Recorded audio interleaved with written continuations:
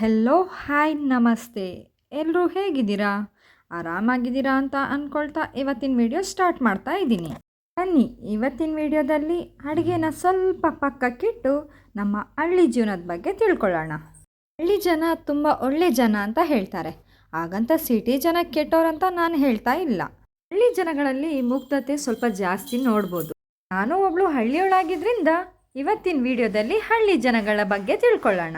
ನಮ್ಮ ಹಳ್ಳಿ ಜನರು ಕೃಷಿಗೆ ಎಷ್ಟು ಇಂಪಾರ್ಟೆಂಟ್ ಕೊಡ್ತಾರೋ ಅಷ್ಟೇ ಹೈನುಗಾರಿಕೆಗೂ ಇಂಪಾರ್ಟೆಂಟ್ ಕೊಡ್ತಾರೆ. ಹಾಗಾಗಿ ನಮ್ಮ ಹಳ್ಳಿ ಜನಗಳಿಗೆ ಹಾಲು ಉತ್ಪಾದನೆ ಒಂದು ಉದ್ಯೋಗವಾಗಿದೆ. ಆದರೆ ಈಗಿನ ಪರಿಸ್ಥಿತಿ ಹೇಗಿದೆ ಅಂದರೆ, ಅತಿಯಾದ ಬಿಸಿಲು, ಅತಿಯಾದ ಸೆಕೆಯಿಂದ ಯಾರ ಮನೆಗೆ ಹೋಗಲಿ ಒಂದೇ ರಾಗ ದಾದ ಮಾರಾಯರೆ ಎಂಕಲ್ನ ಪೆತ್ತದ ಪೇರು ಪೂರ ಕಡಿಮೆ ಆತಂಡು ಡಿಪ್ಪೋಗು ಕೊನೋದು ಪಾಂಡ ಡಿಗ್ರಿಲ ಬರ್ಪೂಜಿ ಅಕಲ್ಲ ಪೇರು ಪಿರಬುಡೊಂದುಲ್ಲೇರು. ಇವತ್ತಿನ ವಿಡಿಯೋದಲ್ಲಿ ಹಸುಗಳನ್ನು ಈ ಬಿಸಿಲಿನ ತಾಪದಿಂದ ಹೇಗೆ ರಕ್ಷಣೆ ಮಾಡ್ಕೋಬೋದು ಅಂತ ತಿಳ್ಕೊಳ್ಳೋಣ. ಮೊದಲಿಗೆ ಹಸುವಿಗೆ ನಾವು ಕುಡಿಯಲು ಶುಚಿಯಾದ ತಣ್ಣಗಿರುವ ನೀರನ್ನು ಯಾವಾಗಲೂ ಇರೋ ರೀತಿ ನೋಡ್ಕೋಬೇಕು. ಯಾವಾಗಲೂ ಹಸು ನೀರು ಕುಡಿತಾ ಇರೋದ್ರಿಂದ ದೇಹದ ಉಷ್ಣಾಂಶ ಸ್ವಲ್ಪ ಕಡಿಮೆ ಆಗುತ್ತೆ. ಹಸುಗಳು ಹಗಲಿನ ಹೊತ್ತಲ್ಲಿ ನೀವು ಎಷ್ಟೇ ಪಶು ಆಹಾರ ಹಾಕಿ ಅಥವಾ ಹುಲ್ಲು ಏನೇ ತಿನ್ಲಿಕ್ಕೆ ಕೊಟ್ಟರು ಸರಿಯಾಗಿ ತಿನ್ನೋದಿಲ್ಲ. ಸರಿಯಾಗಿ ಆಹಾರ ಸೇವಿಸಲಿಲ್ಲ ಅಂದಮೇಲೆ ಹಾಲಿನ ಇಳುವರಿಯಲ್ಲಿ ಕಡಿಮೆ ಆಗೋದು ಸಹಜನೇ ತಾನೇ. ನಮಗೆ ಮನುಷ್ಯರಿಗೂ ಅಷ್ಟೇ ತಾನೇ. ಒಂದೊತ್ತು ಊಟ ಮಾಡಲಿಲ್ಲ ಅಂದರೆ ನಮಗೆ ಯಾವುದೇ ಕೆಲಸ ಮಾಡಲಿಕ್ಕೂ ಕೂಡ ಶಕ್ತಿನೇ ಸಾಲೋದಿಲ್ಲ.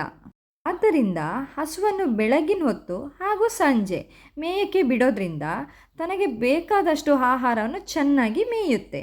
ಹಾಗೂ ದೇಹದ ಉಷ್ಣಾಂಶ ಕಡಿಮೆ ಮಾಡಲು ಹಸುವನ್ನು ದಿನಕ್ಕೆ 1-2 ಸರಿ ತೊಳೆಯೋದ್ರಿಂದ ಹಸುವಿನ ದೇಹದ ಉಷ್ಣಾಂಶ ಕಡಿಮೆ ಆಗುತ್ತೆ.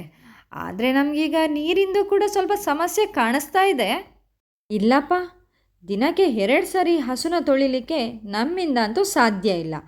ನಮಗೆ ಏಪ್ರಿಲ್ ಅನ್ನೋ ಅಷ್ಟೊತ್ತಿಗೆ ಕುಡಿಲಿಕ್ಕೆ ನೀರಿರಲ್ಲ, ಇನ್ನು ಹಸು ತೊಳಿಲಿಕ್ಕಾಗುತ್ತಾ ಅಂತ ಹೇಳುವವರಿಗೆ ಮತ್ತೊಂದು ಸುಲಭವಾದ ಉಪಾಯ ಇದೆ. ಏನು ಅದು ಅಂತ ಯೋಚಿಸ್ತಾ ಇದ್ದೀರಾ?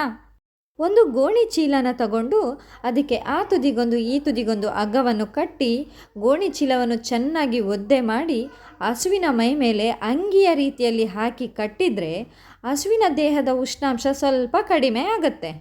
ಬೇಸಿಗೆಯಲ್ಲಿ ಮತ್ತೊಂದು ದೊಡ್ಡ ಸಮಸ್ಯೆ ಅಂತ ಹೇಳಿದರೆ ಹಸುಗಳಿಗೆ ಕಾಣಿಸ್ಕೊಳ್ಳುವಂಥ ಜ್ವರ ಬಂತು ಅಂದರೆ ಆಹಾರದ ಸೇವನೆ ಸರಿಯಾಗಿ ಇರೋದಿಲ್ಲ. ಆಹಾರ ಸರಿಯಾಗಿ ಸೇವಿಸಲಿಲ್ಲ ಅಂದರೆ ಮೊದಲೇ ಹೇಳಿದ ರೀತಿ ಹಾಲಿನ ಇಳುವರಿಯಲ್ಲಿ ಕಡಿಮೆ ಆಗತ್ತೆ. ಹಸುಗಳಲ್ಲಿ ಜ್ವರ ಕಾಣಿಸ್ಕೊಂಡ ಕೂಡಲೇ ಹತ್ತಿರದಲ್ಲಿರುವ ಪಶುವೈದ್ಯರನ್ನು ಸಂಪರ್ಕಿಸಿ ಚಿಕಿತ್ಸೆ ಕೊಡಿಸೋದು ತುಂಬಾ ಒಳ್ಳೆಯದು. ಇಲ್ಲ, ಈ ಜ್ವರಕ್ಕೇನಾದರೂ ಮನೆ ಮದ್ದಿದೆಯಾ ಅಂತ ಕೇಳಿದರೆ ಖಂಡಿತವಾಗಿಯೂ ಇದೆ. ನಾನೀಗ ನಿಮಗೆ ಹಸುಗಳಲ್ಲಿ ಕಂಡುಬರುವಂಥ ಜ್ವರಕ್ಕೆ ಮನೆ ಮದ್ದು ಮಾಡೋದು ಹೇಗೆ ಅಂತ ತಿಳಿಸ್ಕೊಡ್ತಾ ಇದ್ದೀನಿ. ಮನೆ ಮದ್ದಿಗೆ ಬೇಕಾದಂಥ ಸಾಮಗ್ರಿಗಳು ಏನಂದರೆ 5 ಗಡ್ಡೆ ಈರುಳ್ಳಿ, 10 ಗ್ರಾಮ್ ಕಾಳು ಮೆಣಸು, 20 ಗ್ರಾಮ್ ಜೀರಿಗೆ, 50 ಗ್ರಾಮ್ ಬೆಲ್ಲ ಹಾಗೂ 5 ವಿಳೆದೆಲೆ. ಇದನ್ನಿಷ್ಟನ್ನೆಲ್ಲ ಸೇರಿಸಿ ಗ್ರೈಂಡ್ ಮಾಡಿ ಒಂದು ಉಂಡೆಗಳ ರೀತಿಯಲ್ಲಿ ಮಾಡಿಕೊಂಡು ಹಸುಗೆ ನೀಡೋದ್ರಿಂದ ಹಸುವಿನ ಜ್ವರ ಕಮ್ಮಿ ಆಗತ್ತೆ. ನಾನು ಇವತ್ತಿನ ವಿಡಿಯೋದಲ್ಲಿ ತಿಳಿಸಿರುವಂತಹ ಎಲ್ಲ ವಿಷಯಗಳನ್ನು ನೀವು ಫಾಲೋ ಮಾಡಿದರೆ ನಿಮ್ಮ ಹಸುಗಳ ಆರೋಗ್ಯವನ್ನು ಕೂಡ ಕಾಪಾಡ್ಕೋಬೋದು. ಹಾಗೆ ಹಾಲಿನ ಇಳುವರಿಯಲ್ಲಿ ಯಾವುದೇ ರೀತಿ ವ್ಯತ್ಯಾಸ ಆಗದೇ ಇರೋ ರೀತಿ ನೋಡ್ಕೋಬೋದು.